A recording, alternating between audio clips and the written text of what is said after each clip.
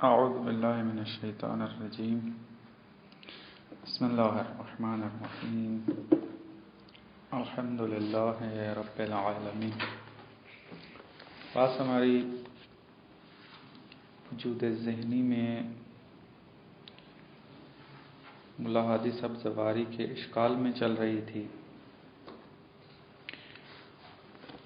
حکیم سبزواری یہ اشکال کیا تھا کہ جناب ملا صدرہ گویا کہ قائل ہو رہے ہیں کہ جو چیز ہمارے ذہن میں آ رہی ہے، یعنی جو ماہیت ہمارے ذہن میں آئی ہے، اس کے دو وجود ہیں۔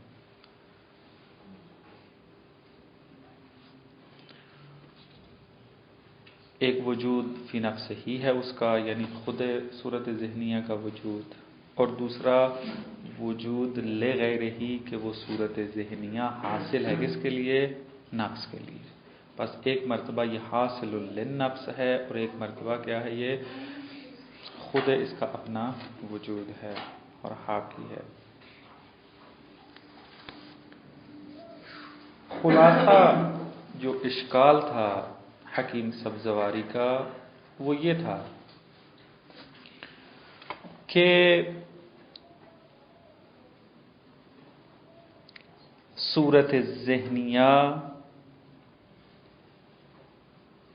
کسی صورت میں بھی کیف بذات نہیں ہے۔ ملا صدرہ نے کیا کیا تھا؟ ملا صدرہ نے کہا کہ اگر ہم صورت ذہنیہ کو فی نفس ہا لحاظ کریں، یعنی نفس کے اندر موجود ہے، متقیب نفس ہے، ایک واقعیت خارجی رکھتی ہے یہ صورت ذہنیہ، اس اعتبار سے دیکھیں تو یہ کیف بذات ہے، چونکہ یہ علم ہے اور علم کیفیت نفسانی میں سے ہے، کیف نفسانی میں سے ہے۔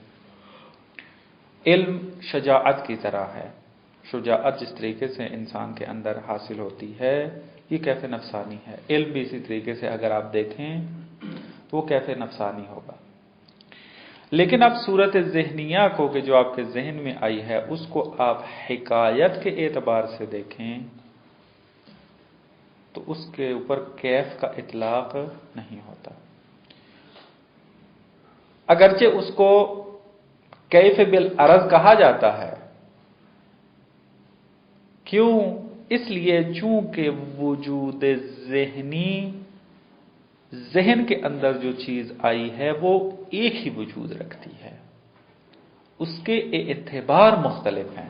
مثلا میں نے آپ کی صورت کا تصور کیا تو اب میرے ذہن میں فقط ایک ہی چیز ہے، وہ ہے آپ کی صورت۔ اب میں اس صورت کو دو اعتبار سے لحاظ کرتا ہوں۔ ایک مرتبہ میں صورت کو اس اعتبار سے لحاظ کرتا ہوں کہ یہ صورت حاکی ہے آپ سے، حکایت کر رہی ہے آپ سے، اور ایک مرتبہ میں صورت کو دیکھتا ہوں اس اعتبار سے کہ یہ میرے نفس میں حاضر ہے، یعنی میں اس وقت گویا کہ یوں سمجھ لیں، ایک مرتبہ میں آنکھیں کھول کر آپ کو دیکھ رہا ہوں تو اس صورت میں صورت ذہنیہ حکایت کرے گی آپ سے، درست ہے؟ مثال کے طور پر، تمثیل کے طور پر سمجھانا چاہتا ہوں، حقیقت عامر ایسا نہیں ہے، مطلب تاکہ واضح ہو جائے۔ ایک مرتبہ میں کیا کرتا ہوں؟ آنکھیں اپنی بند کر لیتا ہوں اور فقط اس صورت کی طرف نگاہ کرتا ہوں، اس کی حاکویت کی طرف نگاہ نہیں ہوتی۔ بس میرے ذہن میں فقط ایک چیز ہے، لیکن اس کے اعتبار کیا ہیں؟ دو ہیں۔ اگر میں حاکویت کے اعتبار سے اس کو دیکھوں گا تو میں کہہ سکتا ہوں کہ یہ کیف بالعرض ہے۔ کیوں؟ اس وجہ سے کہ یہ صورت کے جس کو آپ حکایت کے اعتبار سے دیکھ رہے ہیں یہ وہی صورت ہے کہ جس کو آپ علم ہونے کے اعتبار سے دیکھ رہے ہیں، یعنی جب آپ آنکھیں بند کر کے اس صورت کو دیکھ رہے ہوں گے، ایک ہی چیز ہے، اعتبار فقط فرق کرتے ہیں، یعنی ایک ہی صورت ہے، یہ ایک صورت ایک مرتبہ آپ حکایت کے اعتبار سے دیکھ رہے ہیں، ایک مرتبہ خود اس کی طرف نگاہ کر رہے ہیں۔ تو جب آپ خود اس کی طرف نگاہ کریں تو اس کو کیف بالذات کہتے ہیں، اور اگر آپ اس کو حکایت کے اعتبار سے دیکھتے ہیں تو اس صورت میں कहा जा सकता है कि ये कैफ है लेकिन बिल अरज है। क्यों? इस वजह से कि ये मुत्तहिद है कैफ बिज़ात के साथ। मुत्तहिद से क्या माना है? यानी यही है और कुछ नहीं है, फकत लिहाज फर्क करता है। अब चूंकि लिहाज फर्क कर रहा है, इस एतबार से हम इसको कैफ बिल अरज कहेंगे, लेकिन कैफ कह सकते हैं क्योंकि मुत्तहिद है कैफ बिज़ात के साथ। बस मुल्ला सदरा ने आकर इस तरीके से मुश्किल हल की थी। वो कहते हैं कि अगर सूरत ज़हनिया को अगर इल्म होने के एतबार से देखें तो कैफ बिज़ात है, लेकिन अगर वजूद ज़हनी के एतबार से देखें तो ये क्या है? कैफ बिल अरज है। अब मैंने तौज़ीह दी थी, बार बार ज़हन के अंदर रखें। इल्म जब कहूं और फलसफे में जब इल्म कहा जाता है तो सूरत ज़हनिया को उसके वजूद के एतबार से देखा जाता है, ना कि हिकायत के एतबार से। उस वक्त इल्म कहा जाता है और ये जाल से तर्द करती है। लेकिन अगर मैं सूरत ज़हनिया को हिकायत के एतबार से देखूं कि ये सूरत ज़हनिया हिकायत कर रही है अपने मालूम खारजी से, उस वक्त इसको कहते हैं कि क्या है? वजूद ज़हनी है।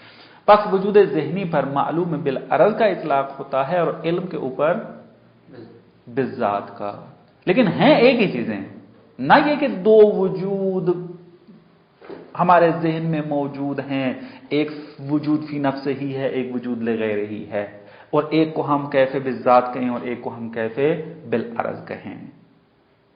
मुल्ला सदरा ने यह बयान किया। हकीम सब्ज़वारी आकर ये फरमाते हैं कि तमाम हुक्मा मुत्तफिक हैं इस बात के ऊपर कि कैफ महमूल बिज़मीमा है। मक़ूला कैफ महमूल बिज़मीमा है। अब चूंकि ये इस्तिलाहात कल मैंने तोज़ी दे दी थी, मैं इन इस्तिलाहात की वज़ाहत नहीं करूंगा। तमाम हुक्मा मुत्तफिक हैं कि इल्म जो कि कैफे नफसानी है ये महमूल बिज़मीमा है, यानी नफ्स के साथ एक चीज का इजाफा होगा, उस इजाफे के बाद हम कैफे नफसानी को इंतज़ा करेंगे उसमें से। कहते हैं कि जब कैफे नफसानी महमूल बिज़मीमा है अलल इत्तिफाक, और हम बुरहान से साबित करेंगे कि इल्म महमूल बिज़मीमा नहीं है।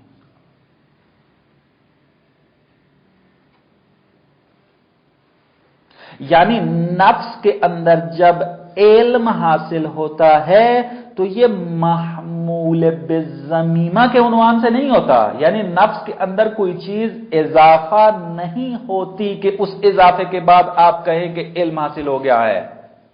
जिस तरह के हम कहते थे जिस्म सफेद है तो बयाज आता था तो हम उसको अबियज कहते थे। इल्म के मौरिद में हकीम सब्ज़वारी कहते हैं ऐसा नहीं है कि नफ्स के अंदर किसी चीज का इजाफा हो, उस इजाफे के बाद हम ये कह सके कि नफ्स आलिम हो गया है, इल्म हासिल हो गया है। बस एक तरफ से हुक्मा कायल हैं कि कैफ जो है वो महमूल बिज़मीमा में से है, और हम आपके लिए साबित करेंगे कि इल्म महमूल बिज़मीमा में से नहीं है। नतीजा क्या निकला? इल्म जो है वो कैफ नहीं है, शक्ल अव्वल बनती है।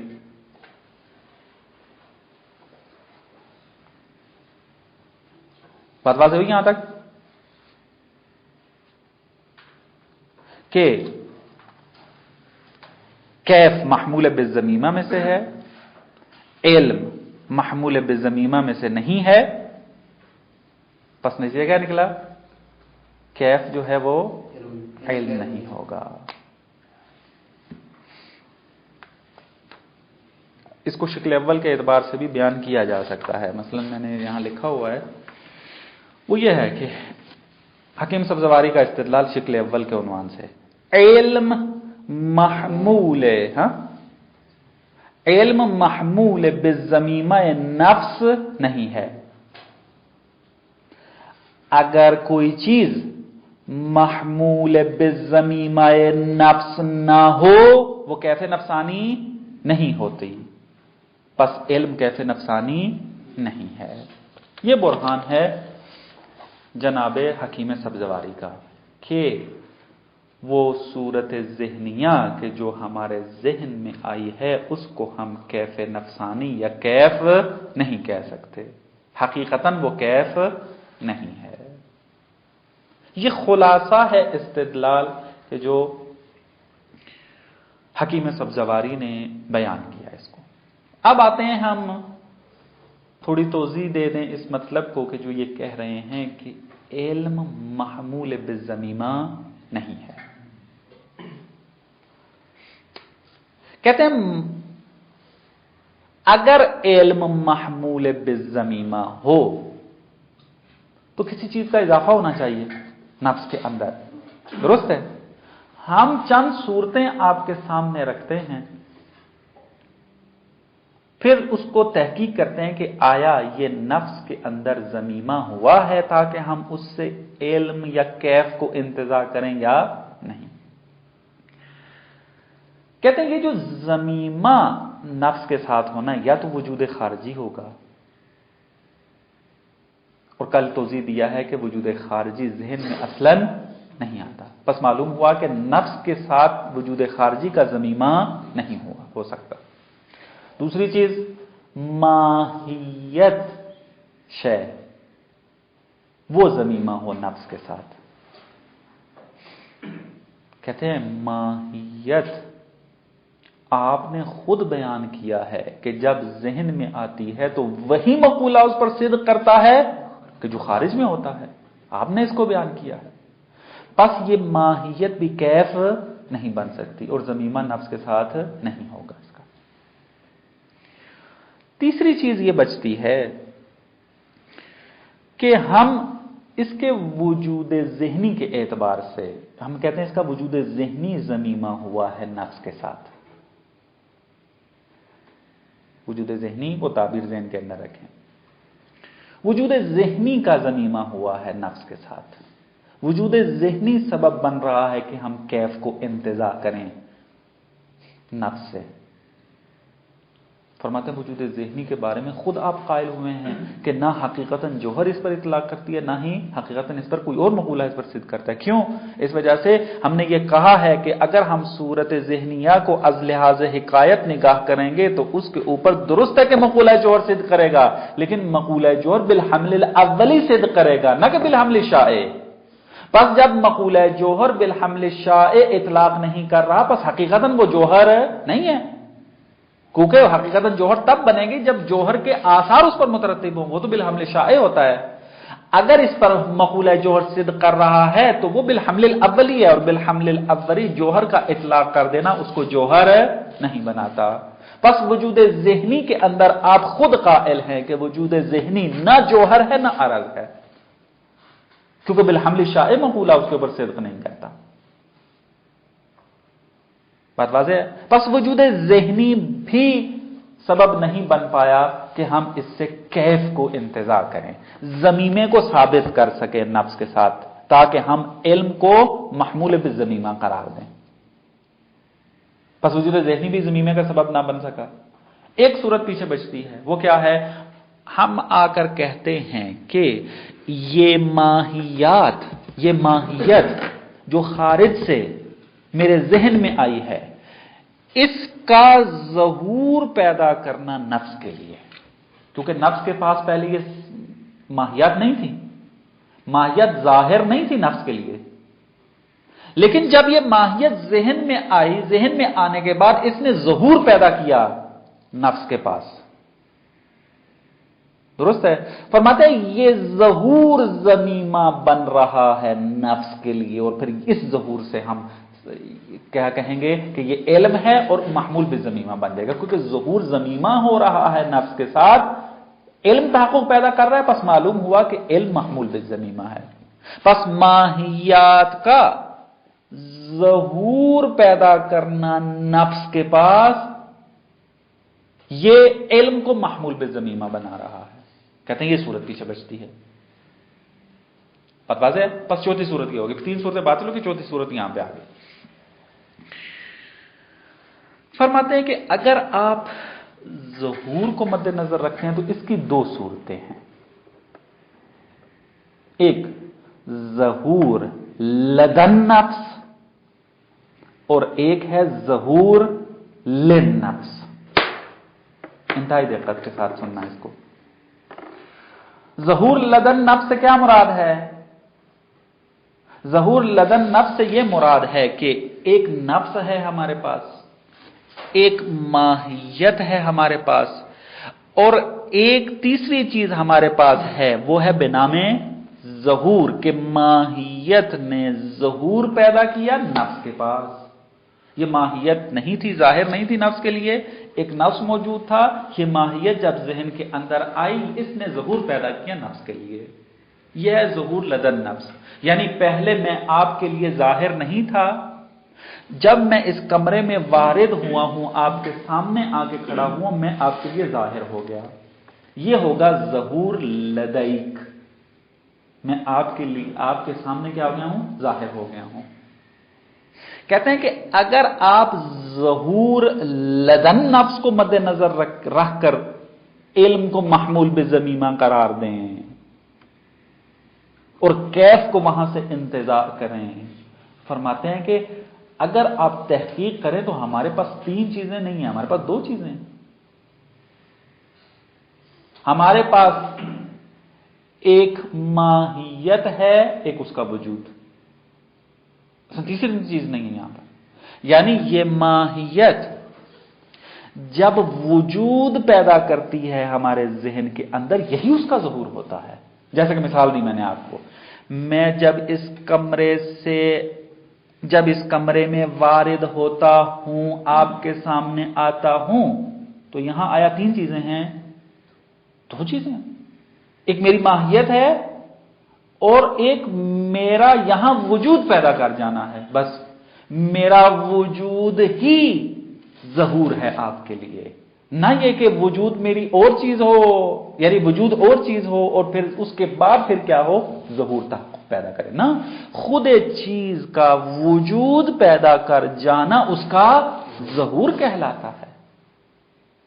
بس اگر آپ ظہور لدن نفس کو ضمیمہ قرار دے رہے ہیں اور اس سے پھر کیف کو انتزاع کر رہے ہیں اور علم کو بے عنوان محمول بالضمیمہ لے رہے ہیں، فرماتے ہیں ظہور نام کی کوئی چیز نہیں ہے ہمارے پاس غیر از وجود. صورت ذہنیہ نے ہمارے ذہن میں وجود پیدا کیا اور یہی اس کا وجود ظہور لدن نفس ہے. ظہور الگ سے کوئی چیز نہیں ہے ہمارے پاس. بات واضح؟ پھر کہتے ہیں کہ اگر بالفرض مان لیں کہ ظہور ہے وجود سے ہٹ کر، تو یہاں پھر کیا نتیجہ نکلے گا کہ ظہور ظاہر بنفس ہی کہلائے گا، اور باقی جتنی بھی چیزوں کے لیے وہ ظہور کرے گا وہ ظہور بالمجاز ہوگا. جیسے کہ مثال دی تھی کہ گرمی خود گرم ہے، اگر کوئی چیز گرمی کی وجہ سے گرم بنے تو ہم بالمجاز ثانیاً و بالعرض کہتے ہیں کہ جسم گرم ہے. اولاً و بالذات کون گرم ہے؟ خود گرمی گرم ہے. تو ظہور اگر الگ سے ہوگا تو ظہور خود ظاہر ہوگا. اگر اس کی وجہ سے کوئی چیز ظاہر ہوگی تو وہ ثانیاً و بالعرض بنے گی آ کر. لیکن ہم اپنے اندر اس چیز کو دیکھتے ہیں کہ ظاہر بالذات ہے. بس ظہور الگ سے کوئی چیز موجود نہیں ہے، بس ایک ماہیت ہے، اس کا وجود ہے. بس ظہور لدن نفس والا اعتبار بھی علم کو محمول بالضمیمہ نہیں بنا سکا. پیچھے کیا بچا؟ ظہور للنفس. یعنی ماہیات اور نفس کے درمیان جو ارتباط ہے، اس ارتباط کو مد نظر رکھتے ہیں، یہ ظہور للنفس ہو جائے گا. یعنی ماہیت ارتباط رکھتی ہے نفس کے ساتھ یا نہیں؟ جو ہمارے ذہن میں آئی ہے ارتباط رکھتی ہے. ہم اس ارتباط کو مد نظر رکھ کر کہیں گے کہ یہ ارتباط علم کو محمول بالضمیمہ بنا رہا ہے اور ہم اس سے کیف کو انتزاع کرتے ہیں. نتیجہ کیا نکلے گا اگر یہ مان لیں؟ فرماتے ہیں کہ یہاں پر 2 صورتیں ہیں. یہ جو ارتباط قائم ہو رہا ہے ماہیت اور نفس کے درمیان، اس کو اضافہ کہیں گے نا، نسبت و اضافہ، ارتباط جو قائم ہوا ہے، اضافے کی دو قسمیں، یا اضافہ مقولی ہے یا اضافہ اشراقی ہے۔ اگر آپ کہتے ہیں کہ نفس اور ماہیت کے درمیان اضافہ مقولی ہے تو علم کی ماہیت پھر کیف نہیں ہوگی بلکہ اضافہ ہوگی، اور اس نظریے کو آپ پہلے باطل کر کے آ چکے ہیں۔ پس نفس اور ماہیت کے درمیان جو اضافہ ہے وہ اضافہ مقولی نہیں ہے، پیچھے ایک ہی اضافہ بچتا ہے، اضافہ اشراقی، کہ نفس اور ماہیت کے درمیان اضافہ اشراقی ہے کہ نفس ماہیت کو تولید کرتا ہے، ایجاد کرتا ہے اپنے اندر، اور اسی اضافے کی وجہ سے علم پیدا ہوتا ہے۔ اگر کہتے ہیں اضافہ اشراقی کو مانیں گے ہمارا مبنا ثابت ہو جائے گا، کیا کہ علم کیف نہیں ہے، علم محمول بالضمیمہ نہیں ہے، کسی چیز کا اضافہ نہیں ہوتا اضافہ اشراقی کے اندر۔ بیان کیا تھا اضافہ اشراقی میں فقط ایک طرف ہوتی ہے اور ایک اضافہ، طرف دوم کو ایجاد کیا جاتا ہے، نہ یہ کہ دو طرفیں موجود ہوں پھر ان کے درمیان ارتباط قائم ہو۔ پس جب نفس صورت کو ایجاد کر رہا ہے اپنے اندر، اور پھر اس ایجاد شدہ صورت کو ہم علم کہتے ہیں، تو یہ علم اضافہ اشراقی ہے، یعنی ایجاد ہوا ہے، وجود پیدا کیا ہے۔ پس یہاں پر علم وجود کہلائے گا، اور وجود نہ جوہر ہے نہ عرض ہے، کیونکہ وجود ماہیت نہیں رکھتا، یہاں پر ماہیت نہیں ہے، خود وجود ہے۔ جب یہاں پر جو ہے وہ اضافہ اشراقی ہے اور وجود ہے، وجود نہ جوہر ہے نہ عرض ہے، جو کہ جوہر اور عرض ماہیت کی اقسام میں سے ہیں۔ نتیجہ علم محمول بضمیمہ نہیں ہے، پس یہ کیف نفسانی نہیں ہو سکتا۔ خلاصہ ان کے نظریے کا یہ بنا کہ میں وجود ذہنی کا قائل ہوں کہ ہمارے ذہن میں جو ماہیت آتی ہے وہ بے عین ہی وہی ماہیت ہوتی ہے جو خارج میں ہوتی ہے، لیکن اس ماہیت کو کہ جو ہمارے ذہن میں آئی ہے اس کو میں کیف حقیقتاً نہیں مانتا، کیف بالذات نہیں قبول کرتا اس کو۔ یہ حکیم سبزواری کا نظریہ ہے، موقع دبانی والا تقریباً۔ منظومہ میں حکیم سبزواری نے بیان کیا ہے اس کو صراحت کے ساتھ کہ میں نے ایک مطلب ملا صدرہ سے لیا ہے اور ایک مطلب محقق دبانی سے لیا ہے۔ ملا صدرہ سے کیا مطلب لیا کہ جو ماہیت خارج میں ہے وہی بے عین ہی ماہیت ذہن میں آتی ہے، لیکن محقق دبانی سے کون سا لیا کہ اس ماہیت کو کیف بالذات نہیں کہہ سکتے، یہ کیف بالعرض ہے، کیف بالمجاز ہے۔ کچھ ذہن کلیئر ہوا کہ یعنی تقریباً 23 منٹ آپ تقریباً دوبارہ اس کو توضیح دی ہے، کل والا درس بھی اور اس کو سامنے رکھیں تو مطلب میرا خیال میں واضح ہونا چاہیے، اور عبارت کو میں نے وضاحت کر دی تھی، اگر میں عبارت پڑھوں تو پھر تمام درس جو ہے وہ اسی کے اندر رہ جائے گا، آپ خود عبارت کو دیکھیں، رجوع کریں تو مشکل حل ہو جائے گی۔ یعنی آج تقریباً میں نے عبارت کے ساتھ ہی تمام چیزوں کو توضیح دیا ہے، لہذا اگر یہ خارج جو مطلب بیان کیا اس کو صحیح طریقے سے سن لے تو یہ خود بخود جو ہے متن حل ہو جائے گا، اگرچہ کل ہم نے اس کو پڑھ لیا ہے۔ وجہ الاندفاع، اب آتے ہیں اصل آج کے مطلب کی طرف۔ علامہ طباطبائی آ کر رد کرتے ہیں حکیم سبزواری کو۔ پہلا اعتراض جو کرتے ہیں وہ یہ کہ میں اپنی زبان سے اس کو بیان کرتا ہوں، عبارت میں اس طریقے سے نہیں ہے، وہ یہ کہ یہ جو آپ نے سمجھا ملا صدرہ کی عبارت سے، ادھر بات بند کر دیں، یہ جو آپ نے ملا صدرہ کی عبارت سے سمجھا کہ ماہیت جب ذہن میں آتی ہے تو وہ دو وجود رکھتی ہے، وجود فی نفسے اور وجود لغیرے، الگ الگ وجودوں کو سمجھا اور پھر آپ نے اعتراض کیا۔ جواب ہمارا یہ ہے کہ ملا صدرہ دو وجود کا قائل نہیں ہے، ملا صدرہ قائل ہے کہ جو چیز ذہن میں آتی ہے اس کا فقط ایک ہی وجود ہے، ہاں اس کے اعتبار مختلف ہیں، چونکہ اعتبار مختلف ہیں ان کے احکام بھی جدا ہیں۔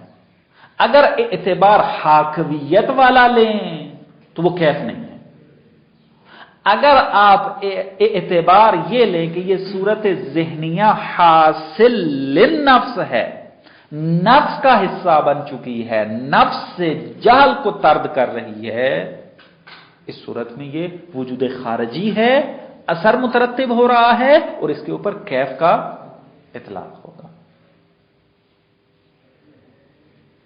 لہذا آپ کا وہ فہم جو ملا صدرہ کی عبارت سے وہ فہم درست نہیں ہے۔ یہ ایک اعتراض جو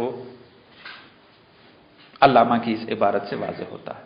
دوسرا اعتراض جو اس کے اندر صراحت سے ذکر نہیں ہوا، اگرچہ اس کے اندر شاید اشارہ موجود ہو، وہ یہ ہے،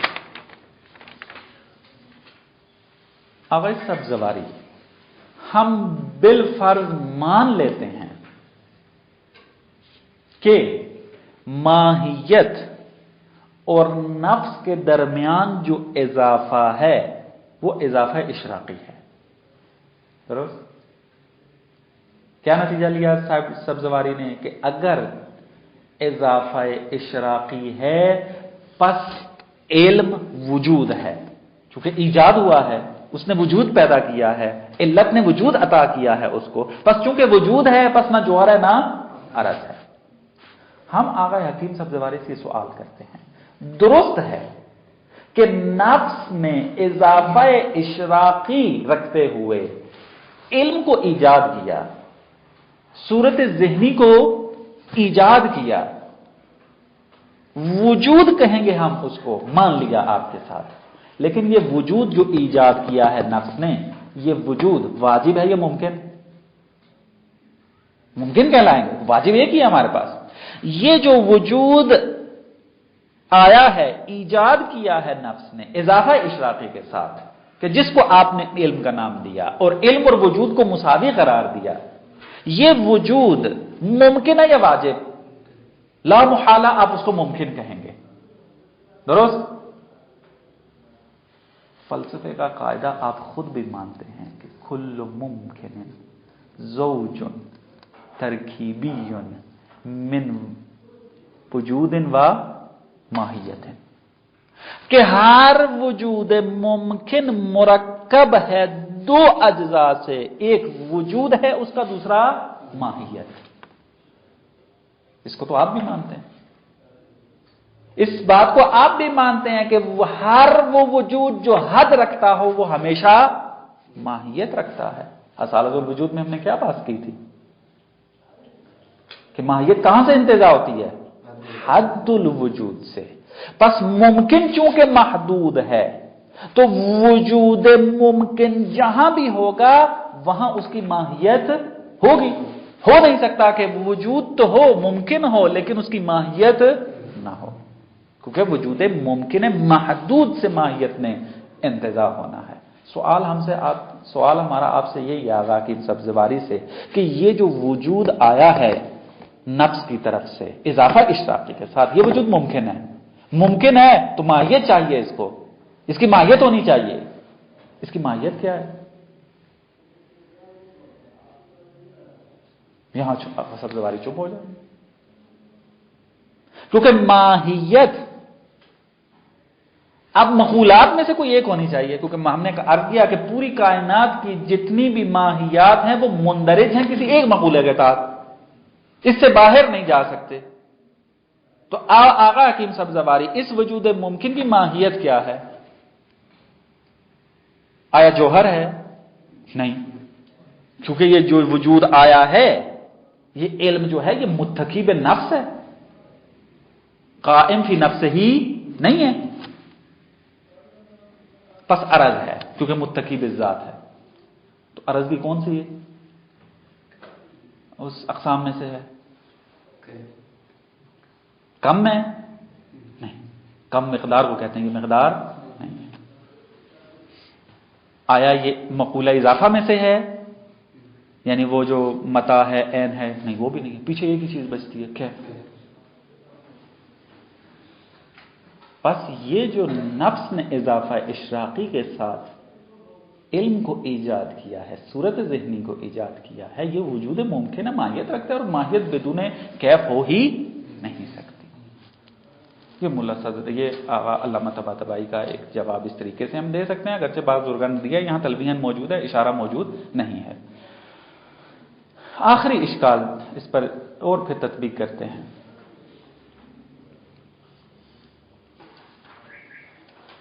فرماتے ہیں یہ جو آپ نے کہا کہ علم حاصل ہونے کے لیے ضمیمے کی ضرورت نہیں ہے، یہ بات ہم آپ کی نہیں مانتے۔ کیوں؟ فرماتے اس لیے کہ جب مجھے علم حاصل نہیں تھا اور جب مجھے علم حاصل ہوا ہے، اس دو حالتوں میں میرے نفس میں کوئی تبدیلی آئی ہے یا نہیں آئی؟ آئی ہے۔ یعنی جب میں نے آپ کو نہیں دیکھا، اسی مثالیں دیتا ہوں، جب میں نے آپ کو نہیں دیکھا تھا میرے نفس کی کیا حالت تھی، اور جب میں نے آپ کو دیکھا تو میرے نفس کی کیا حالت ہے؟ آیا دونوں حالتوں میں فرق ہے یا فرق نہیں ہے؟ فرق ہے۔ تو اگر کسی چیز کا ضمیمہ ہی نہیں ہوا تو میرے نفس میں پھر تبدیلی کیوں آ رہی ہے؟ یہ تبدیلی دلالت کرتی ہے اس بات پر کہ ایک چیز میرے اندر نہیں تھی پہلے اور اس کا احساس کرتا تھا میں، اور اب جب میں نے آپ کو دیکھا تو کوئی چیز میرے اندر آئی ہے، تو میں کہہ رہا ہوں کہ مجھے آپ کا علم حاصل ہو گیا ہے۔ بیٹھے بیٹھے تھوڑا ہو گیا، مثلا ایسے کہ کوئی چیز ایجاد ہو جائے اس کے اندر آ کے، بس یہ تغییر حالت دلالت کر رہی ہے کہ کسی چیز کا ضمیمہ ہوا ہے، بس ہم ضمیمے کو مانتے ہیں۔ بس علم محمول بالضمیمہ میں سے ہے، جب محمول بالضمیمہ میں سے ہے، بس کیف اس سے انتزاع کر سکتے ہیں کیونکہ کیف محمول بالضمیمہ میں سے ہے۔ یہ جواب تھا حکیم سبزواری کو۔ وجہ الاندفاع ان الصورة العلمیہ ہی الموجودۃ للنفس الظاہرۃ لہا۔ وجہ اندفاع یہ ہے کہ یہ صورت علمیہ کہ جو ذہن میں موجود ہے، یہ موجود ہے نفس کے لیے اور حاضر ہے کس کے لیے؟ نفس کے لیے۔ ہم یہاں پر دوئیت کے قائل نہیں ہیں، اس کا وجود اس کا ظہور کہلاتا ہے، لیکن یہ موجود للنفس ہونا اور ظاہر للنفس ہونا کس اعتبار سے ہے؟ لیکن لا من حیث کونہا موجودا ذہنیہ مقیسا الی خارج لا تترتب علیہا آثارہ، نہ یہ اس اعتبار سے ہے کہ یہ موجود ذہنی ہے اور مقیس الی الخارج ہے، یعنی حاکمیت کے اعتبار سے یہ والا حکم اس پر مترتب نہیں ہوگا۔ یعنی صورت ذہنیہ موجود للنفس ہے اور ظاہر للنفس ہے، یہ اس اعتبار سے نہیں ہے کہ موجود ذہنی ہے اور خارج کی طرف ہم اس کو مقایسہ کر رہے ہیں، حکایت کو مد نظر رکھ رہے ہیں، اور اس صورت میں اس کے اوپر آثار مترتب نہیں ہوتے، بلکہ یہ موجود للنفس اور ظاہر للنفس کس صورت میں ہے؟ بل من حیث کونہ حالا او ملکتا للنفس، بلکہ یہ اس وقت ہے کہ جب یہ نفس کے لیے حال یا ملکہ بنے، توضیح دی ہے حال اور ملکہ کی، تطرد عنہا عدما، اور عدم کو کیا کرے؟ نفس سے طرد کرے، دور کرے، جہل کو ختم کرے۔ اس صورت میں وَهِيَ کمال للنفس زائد علیہا ناعت لہا، اس صورت میں یہ جو صورت علمیہ ہے یہ کمال نفس بنے گی، کیونکہ جہل کو دور کر رہی ہے اور جہل کو دور کرنا کمال کہلاتا ہے، بس یہ صورت علمیہ کمال للنفس ہے، زائد علیہا، نفس کے سے زائد ہے، نفس کے ساتھ عینیت نہیں رکھتی، ناعت لہا، اس کی صفت واقع ہو رہی ہے۔ وَهَذَا أَثَرٌ خَارِجِيٌّ مُتَرَتَّبٌ عَلَيْهَا، یہ اثر خارجی اور مترتب ہو رہا ہے کس کے اوپر؟ نفس کے اوپر، صورت ذہنیہ کے اوپر، صورت ذہنیہ پہ، صورت ذہنیہ کے اوپر یہ آثار مترتب ہو رہے ہیں۔ وَإِذَا كَانَتِ النَّفْسُ مَوْضُوعَةً، اب اس جملے کو ہم وہ جواب لے سکتے ہیں کہ جو میں نے دوسرا جواب عرض کیا تھا، لیکن ناظر نہیں ہے اس کی طرف، بہرحال ہم عرض کیا کہ اشارہ موجود ہے۔ وَإِذَا كَانَتِ النَّفْسُ مَوْضُوعَةً لَهَا، اب یہاں پر کیا رابطہ بن گیا؟ نفس موضوع بن رہا ہے صورت علمیہ کے لیے، کیونکہ ہم نے یہ کہا ہے صورت علمیہ اور نفس جو ہے یہ دو زائد بر ذات ہیں، اور یہ پھر عارض ہوتی ہے کس کے اوپر؟ نفس کے اوپر۔ بس کا مطلب کیا ہے کہ ایک صورت علمیہ ہے، ایک نفس ہے، اور یہ صورت علمیہ نفس کے اندر آ رہی ہے، تو اس کا مطلب یہ ہے کہ نفس اس کا موضوع ہے اور یہ خود کیا ہے؟ عرض ہے۔ وَإِذَا كَانَتِ النَّفْسُ مَوْضُوعَةً لَهَا، نفس جب موضوع واقع ہو رہا ہے صورت علمیہ کے لیے، مستغنیۃ عنہا فی نفسہا، اور یہ نفس جو ہے وہ صورت علمیہ سے مستغنی ہے، اس کو احتیاج اس کی نہیں ہے۔ مثلا مثال دیتا ہوں، یہ اشارہ ہے ایک مطلب کی طرف کہ جو ہم بعد میں پڑھیں گے، وہ لہٰذا وہیں پر اس کی توضیح دیں گے، میں فقط اس عبارت کو یہاں پر توضیح دینا چاہتا ہوں۔ وہ یہ کہ ایک طرف ہمارے پاس بیاض ابید ہے، سفیدی ہے، ایک طرف ہمارے پاس جسم ہے، درست؟ ہم نے کیا کہا ہے کہ سفیدی جب اپنا وجود ظاہر کرنا چاہتی ہے تو کیا ہوتی ہے؟ موضوع کی محتاج ہوتی ہے، یعنی اس کو جسم کی ضرورت ہوتی ہے، درست؟ بس اگر یہ سفیدی ظہور کرنا چاہتی ہے تو یہ محتاج ہے جسم کی، درست ہے؟ یہاں سے تو احتیاط ثابت ہے کہ بیاض اپنے ظہور و بروز کے اندر محتاج ہے جسم کی۔ آیا جسم محتاج ہے سفیدی کا؟ نہیں، کیونکہ جسم کے اوپر مختلف اور رنگ بھی آتے ہیں، اگر یہ محتاج ہی رہے کس کا؟ سفیدی کا، تو کوئی اور رنگ اس کے اوپر نہیں آنا چاہیے، یا کسی جسم کو بدون رنگ نہیں ہونا چاہیے، حالانکہ ہم دیکھتے ہیں کہ تمام چیزیں پائی جاتی ہیں۔ بس معلوم ہوا کہ جسم تو احتیاج نہیں رکھتا سفیدی کا، بیاض کا، لیکن خود بیاض احتیاج رکھتی ہے کس کو؟ جسم کا۔ یہ عرض کی تعریف ہے۔ عرض کسے کہیں گے؟ کہ جو محتاج ہو موضوع کی، لیکن موضوع اس کا محتاج نہ ہو، مستغنی ہو، یہ عرض کی تعریف ہے۔ یہ انشاءاللہ توضیح مقولات عشر میں وہاں بیان کریں گے۔ بس یہ عبارت دیکھیں آپ آ کر، وَإِذَا كَانَتِ النَّفْسُ مَوْضُوعَةً لَهَا، جب نفس جو ہے وہ صورت ذہنیہ و علمیہ کے لیے موضوع واقع ہو رہا ہے، مستغنیۃ عنہا فی نفسہا، اور نفس کیا ہے؟ مستغنی ہے صورت علمی سے، فی نفسہا یعنی اپنی ذات کے اندر صورت علمیہ کا محتاج نہیں ہے۔ فہیا، پس جب صورت ایسی ہے تو یہ صورت علمیہ کیا ہے؟ عرض لہا، نفس کے لیے عرض ہے۔ جب نفس کے لیے عرض ہے، کون سی عرض ہے؟ وہی یہ مقدمہ مطویہ ہے، اس کے اندر یہ چھپے ہوئے مقدمات ہیں۔ عرض ہے، کون سا عرض ہے؟ کم ہے؟ نہیں ہے۔ اضافے کے مقولات میں سے ہے؟ نہیں ہے۔ سب کو نفی کریں گے ان کی تعریف کے مطابق، پیچھے ایک ہی مقولہ بچے گا، وَيَصْدُقُ عَلَيْهَا حَدُّ الْكَيْفِ، اس کے اوپر فقط کیف کی تعریف سے کرتی ہے، پس یہ کیف ہے۔ پس معلوم ہوا کہ ہم جب صورت ذہنیہ کو نفس کے کمال کے اعتبار سے دیکھیں تو اس وقت اس پر حد الکیف صدق کرتا ہے، اور یہ حقیقتاً کیف ہے، اور کوئی مشکل پیش نہیں آتی۔ یہ جواب ایک دے دیا۔ ودعویٰ، یہ جو حکیم سبزواری نے دعویٰ کیا تھا، کیا دعویٰ کیا تھا؟ ان لیس هناك امر زائد علی النفس منضم الیہا، کہ وجود ذہنی کے اندر کوئی چیز نفس کے اوپر زائد نہیں ہے، فقط نفس ہے ولا غیر، زائد نہیں ہے کہ منضمن الیہا، کہ ہم پھر کیا کریں؟ نفس کی طرف اس کو انضمام کریں، منظم کریں، ملائیں اس کے ساتھ، یعنی گویا یوں کہنا چاہتے، خلاصہ یہ کہ نفس ذہن کے اندر کوئی چیز امر زائد موجود نہیں ہے تاکہ ہم ضمیمہ کر کے پھر کہیں کہ یہ علم ہے، اور علم محمول بالضمیمہ میں سے بنے، یعنی علم حاصل ہونے کے لیے نفس کے اندر کسی چیز کا اضافہ یا ضمیمہ نہیں ہوتا۔ یہ جو دعویٰ حکیم سبزواری نے کیا تھا، ممنوعۃ، ہم اس دعوے کو نہیں مانتے۔ کیوں؟ فظہر، کیونکہ یہ ثابت ہو گیا اور روشن ہو گیا، ان الصورۃ العلمیہ من حیث کونہا حالا او ملکۃ للنفس، صورت علمیہ اس اعتبار سے کہ وہ حال یا ملکہ ہے نفس کے لیے، یہ ظاہر ہو گیا۔ کیا ظاہر ہوا؟ کہ ان صورت العلمیہ کیف حقیقتا و بالذات، یہ صورت علمیہ کیف ہے، इसके अलावा और कोई उसके ऊपर सिद्क नहीं करता।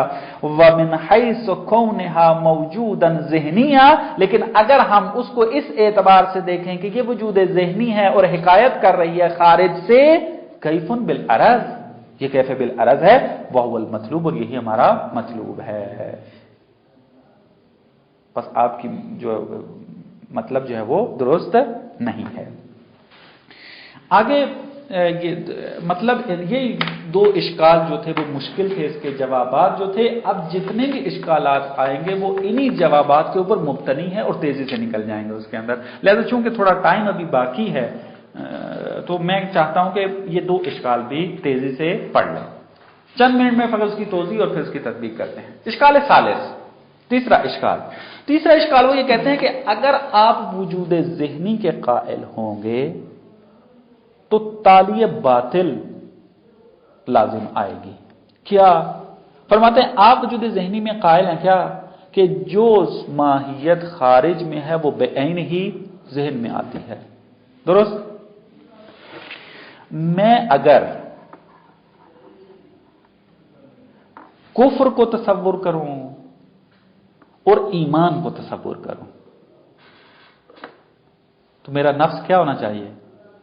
हम काफिर हो, हम मोमिन हो। क्यों? इस वजह से कि ये जो माहियत कुफ्र और माहियत ईमान मेरे नफ्स के पास आई है, ये मुत्तकी भी नफ्स है, क्योंकि जब एक चीज ज़हन में आ रही है तो नफ्स के साथ मुत्तकी है। तो मेरा ये औसाफ बनेंगे किसके? मेरे नफ्स के। बस मेरा नफ्स जो है वो मोमिन भी है और काफिर भी है। मेरा नफ्स जो है वो ठंडा भी होगा और गर्म भी होगा। इसी तरीके से मिसालें लेते जाएं। ये एतराज करते हैं वजूद ज़हनी के अगर आप कायल हो जाएं तो जम्अ मुतकाबिलैन आपको करना पड़ेगा, मानना पड़ेगा उसको कि मुतकाबिलान जमा हो रहे हैं। सर्दी गर्मी एक ही जगह है, ईमान और कुफ्र एक ही जगह है। अगर आप मुसल्लस और मुरब्बा को तसव्वुर करेंगे तो मुसल्लस भी है और मुरब्बा भी है। ये एतराज करते हैं इसके ऊपर। जवाब क्या है? हमले शायद कि मैंने अगर ईमान को तसव्वुर किया है वो बिल हमलिल अव्वली ईमान है, और ईमान के जो वस्फ नफ्स बनता है वो बिल हमलिल शाए होता है। बस ईमान और कुफ्र को तसव्वुर करने से मेरा नफ्स मोमिन और काफिर इकट्ठा नहीं हो सकता। बराबर है? ये जवाब था उसका। अल इश्काल सालिस अन्न लाजिम अल क़ौल बिल वजूद ज़हनी व हुसूल अल अशिया बि अनफुसिहा फिल अज़हान, कि अगर आप कायल हो जाएं कि वजूद ज़हनी है और कायल हों कि अशिया बि अनफुसिहा ज़हन में हासिल होती हैं, यानी खुद अशिया जो खारिज में है वो हमारे ज़हन में हासिल होती हैं, तो इस कौल का लाजिम क्या है? कौनु नफ्स हारतन बारिदा, तो नफ्स को क्या होना चाहिए? गर्म सर्द होना चाहिए। अरीजतन तवीला, चौड़ा और लंबा इकट्ठा होना चाहिए उसको। मुतहय्यिज़तन मुतहर्रिका, साकिन और मुतहर्रिक होना चाहिए, क्योंकि वो तहर्रुक को भी तसव्वुर कर रहा है और सुकून को भी तसव्वुर कर रहा है। मुरब्बअतन मुसल्लसा, मुरब्बा और मुसल्लस को तसव्वुर कर रहा है, बस नफ्स मुरब्बा भी होना चाहिए, नफ्स जो है मुसल्लस भी होना चाहिए। वहाकज़ा इंद तसव्वुरिल हरारत वल बरूदा, इसी तरीके से अगर आपका नफ्स हरारत और बरूदत दोनों को तसव्वुर करता है तो आपका नफ्स गर्म भी होना चाहिए और ठंडा भी होना चाहिए। इला गैर ज़ालिक, इसी तरीके से वहुव बातिलुन बिज़रूरा, और सब इसको बिल विजदान दर करते हैं कि जम्अ मुतकाबिलन बातिल है। बस नतीजा क्या निकलेगा? कायल बेवजूद कौल बिल वजूद ज़हनी भी क्या है? बातिल है। बयानुल मुलाजिमा, मुलाजमे को बयान करते हैं कि क्यों हरारत और बरूदत को तसव्वुर करने के वक्त नफ्स को हार और बारिद दोनों होना चाहिए। इस मुलाजमे को जिक्र कर रहे हैं। बयानुल मुलाजिमा अन्ना ला नअनी बिल हार वल बारिद वल अरीज वल तवील व नहव ज़ालिक इल्ला मा हसलत लहू हाज़िहिल मआनी व क़ामत बिही।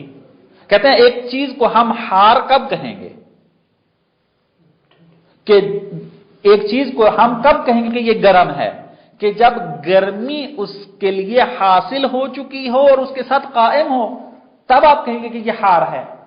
अगर हरारत हासिल ना हो और वो उसके नफ्स के साथ कायम ना हो तो आप उसको हार कहेंगे? नहीं कहेंगे।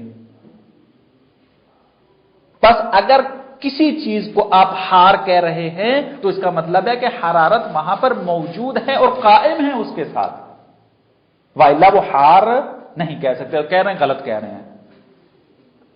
اور آپ کیا قائل ہیں وجود ذہنی میں کہ اگر میں نے حار کو تصور کیا تو ذہن میں بھی اس کا کس کا اطلاق ہوگا؟ حار کا۔ بس حار کا اطلاق کب ہوتا ہے؟ کہ جب حرارت حاصل ہو اور قائم ہو اس کے ساتھ۔ پس نفس کو حتماً کیا ہونا چاہیے؟ اگر اس کے اوپر حار کا اطلاق کرنا ہے تو ماننا پڑے گا کہ حرارت موجود ہے اور قائم ہے اس کے ساتھ۔ لا نعنی بالحار والبارد، ہم حار بارد سے یہ ارادہ نہیں کرتے، مگر باقی کو آپ خود پڑھیں، ما حصلت له هذه المعانی، مگر یہ کہ ہم یہ کہیں گے کہ یہ معانی اس کے لیے حاصل ہو چکے ہیں، وقامت بہی، اور قائم ہیں اس چیز کے ساتھ، تب آپ کہیں گے کہ یہ حار ہے، بارد ہے۔ اور آپ قائل ہیں کہ صورت ذہنیہ حار ہے، آپ قائل ہیں کہ صورت ذہنیہ بارد ہے، آپ قائل ہیں کہ صورت ذہنیہ مربع ہے۔ آپ جب قائل ہیں کہ یہ مربع ہے، یہ حار ہے، یہ بارد ہے، تو آپ کو پھر یہ لازمہ بھی ماننا پڑے گا کہ حار تب کہیں گے کہ جب وہ حاصل ہو کر قائم ہو اس کے ساتھ، پر نفس کو ہونا چاہیے حار و بارد۔ بس آپ کو یہ بات ماننی پڑے گی۔ یہ اشکال تھا اس کا۔ جواب کیا ہے؟ ان المعانی الخارجیہ کالحرارۃ والبرودہ ونحوہما انما تحصل فی الاذہان بماہیاتها لا بوجوداتها العینیہ۔ بابا معانی خارجیہ یہ اذہان میں حاصل ہوتے ہیں اپنی ماہیات کے ساتھ، نہ کہ وجودات عینیہ کے ساتھ۔ وَتَصْدُقُ عَلَيْهَا بِالْحَمْلِ الْأَوَّلِ دُونَ الشَّائِعِ، اور معانی خارجیہ علیہا یعنی ماہیات ذہنیہ پر صدق کرتے ہیں تو وہ بالحمل الاولی صدق کرتے ہیں۔ اگر میں اپنے ذہن میں نار کو حار مان رہا ہوں اور حار کا اطلاق اس کے اوپر ہو رہا ہے، بالحمل الاولی ہے، دون الشائع، حمل شائع نہیں پایا جاتا وہاں پر۔ والذی یوجب الاتصاف، اور جو چیز اتصاف کا موجب بنتی ہے، حصول حاصل المعانی بوجودات الخارجیہ، جو چیز وصف کا سبب بنتی ہے، جو چیز آثار کا سبب بنتی ہے، وہ وجودات خارجیہ ہیں۔ وقیامها بموضوعاتها، اور یہی موجودات خارجیہ قائم ہوں اپنے موضوعات کے ساتھ، وجودات خارجیہ قائم ہوں، نہ ماہیات خارجیہ جو ہے وہ قائم ہو جائے ذہن کے اندر۔ دونا حصول ماہیاتها لها، نہ کہ ماہیات جو ہیں موجودات خارجیہ کی وہ کیا ہوں، حاصل ہوں نفس کے لیے۔ وقیام ماہیہ یا بالعمل الاولی، حمل اولی کے ذریعے قیام ہمارے نزدیک مد نظر نہیں ہے۔ اگلا اشکال کیا کہتے ہیں؟ کہتے ہیں کہ آگے اگر آپ وجود ذہنی کو مان لیں تو جو ممتنعات ہیں ان کا فرض ایجاد ہو جائے گا۔ کیسے؟ فرماتے ہیں ہم کیا ہے، شریک باری تعالی کو جب تصور کرتے ہیں تو آپ کیا کہتے ہیں؟ میں نے جب اس کو تصور کر لیا تو اس کا مطلب ہے کہ شریک باری حد عقل میرے ذہن میں تو ہے۔ اگر حد عقل ذہن کے اندر نہیں ہے تو پھر میں نے تصور کیسے کیا؟ اجتماع النقیضین کو جو آپ نے تصور کیا ہے تو حد عقل ذہن کے اندر تو مصداق بن گیا اس کا، کیونکہ اگر ذہن کے اندر اس کا مصداق نہ ہو تو پھر کیسے میں نے تصور کیا اجتماع النقیضین کو؟ پس وجود ذہنی کے اگر قائل ہو جائیں تو یہاں محالات ذاتیہ ان کا ثبوت لازم آئے گا کہ یہ ثابت ہے، اگرچہ خارج میں نہیں ہے لیکن ذہن میں ہے، لیکن ثبوت تو آتا ہے۔ حالانکہ سب قائل ہیں کہ یہ اجتماع محالات ذاتیہ جو ہیں اجتماع نقیضین کی طرح یہ ثبوت رکھتے ہی نہیں ہیں، نہ ذہن میں نہ خارج میں، کسی جگہ بھی یہ ثبوت نہیں رکھتے۔ پس وجود ذہنی کے اگر قائل ہو جائیں تو محالات ذاتیہ کا ثبوت لازم آئے گا، اور ثبوت یہ نہیں رکھتے پس وجود ذہنی کا قول جو ہے وہ باطل ہے۔ اس کا جواب حمل اولی حمل شائع کے ساتھ ہے کہ عبارت میں ہی پڑھتے ہیں اس کو۔ الاشکال الرابع انا نتصور المحالات الذاتیہ کا شریک الباری واجتماع النقیضین وارتفاعہما، ہم ان کو درک کرتے ہیں، تصور کرتے ہیں، وسلب الشیء عن نفسه، اور خود سلب الشیء عن نفسه کو درک کرتے ہیں، یعنی میں کہتا ہوں الانسان لیس بانسان، درک کرتا ہوں میں اس کو، تصور کر سکتا ہوں اس کو۔ فلو كانت الاشیاء حاصلة بانفسها في الاذهان، اب یہ جو میں نے تصور کیا ہوا ہے، آپ قائل کیا ہے کہ جو ماہیت بھی ہمارے ذہن میں آتی ہے وہ نہیں وہی ماہیت ہے جو کہ کہاں ہوتی ہیں؟ خارج میں ہوتی ہیں۔ ہمارے ذہن میں ماہیت اجتماع النقیضین آ گئی، ہمارے ذہن میں ماہیت شریک باری آ گیا۔ یہ ماہیت جب ہمارے ذہن میں آ گئی ہیں تو اس کا مطلب ہے کہ حتماً یہ ثبوت رکھتے ہیں کہ ہمارے ذہن میں آئے ہیں۔ وَلَوْ كَانَتِ الْأَشْيَاءُ حَاصِلَةً بِأَنفُسِهَا فِي الْأَذْهَانِ، اگر یہ اشیاء اذہان میں حاصل ہو جائیں، خود وہ اشیاء اگر اس بات کے قائل ہو، یعنی وجود ذہنی کے قائل ہو جائیں، استلزم ذالک ثبوت المحمولات محالات ذاتیہ، تو اس کو ماننا پڑے گا کہ یہ حتماً ثبوت رکھتے ہیں، کیونکہ اگر ثبوت نہ رکھتے ہوتے تو میرے تصور میں یہ کیسے آ گئے؟ والجواب عنہ ان الحاصل من المحالات الذاتیہ فی الاذہان مفاہیمها بالحمل الاولی دون حمل الشائع، ہمارے ذہن میں جو محالات ذاتیہ آتے ہیں وہ ان کے مفاہیم آتے ہیں، وہ بھی بالحمل اولی کے ذریعے، نہ کہ بالحمل شائع کے ذریعے۔ فشریک الباری فی الذہن شریک الباری بالحمل الاولی، شریک باری ہے ذہن میں لیکن حمل اولی کے ذریعے ہے۔ وَأَمَّا بِالْحَمْلِ الشَّائِعِ فَهُوَ كَيْفِيَّةٌ نَفْسَانِيَّةٌ مُمْكِنَةٌ مَخْلُوقَةٌ لِلْبَارِ، لیکن اگر ہم اس شریک باری کے مفہوم کو جو ہمارے ذہن میں آیا ہے، اگر ہم اس کو علم کے اعتبار سے دیکھیں، کیف نفسانی کے اعتبار سے دیکھیں، تو یہ ممکن ہے، مخلوق ہے، نہ کہ شریک باری ہے بلکہ مخلوق باری ہے۔ اگر ہم اس کو کیف نفسانی کے اعتبار سے دیکھیں، اگر ہم اس اپنے ذہن کے اندر مفہوم شریک باری کو شریک باری کہہ رہے ہیں، بالحمل الاولی کہہ رہے ہیں اس کو، فشریک الباری فی الذہن شریک الباری بالحمل الاولی۔ اما بالحمل الشائع، اگر ہم شریک باری کو بالحمل شائع دیکھیں، فهو کیفیت نفسانیت، وہ علم ہے اور کیف نفسانی ہے، ممکنۃ مخلوقۃ للباری، وہ وجود ممکن ہے اور مخلوق ہے باری کے لیے، خدا کے لیے۔ وہکذا فی سائر المحالات، باقی محالات کا بھی کہتے ہیں اسی طریقے سے آپ جواب دے دیں، اسی طریقے سے حل ہو جائے گا۔ السلام علیکم ورحمۃ اللہ۔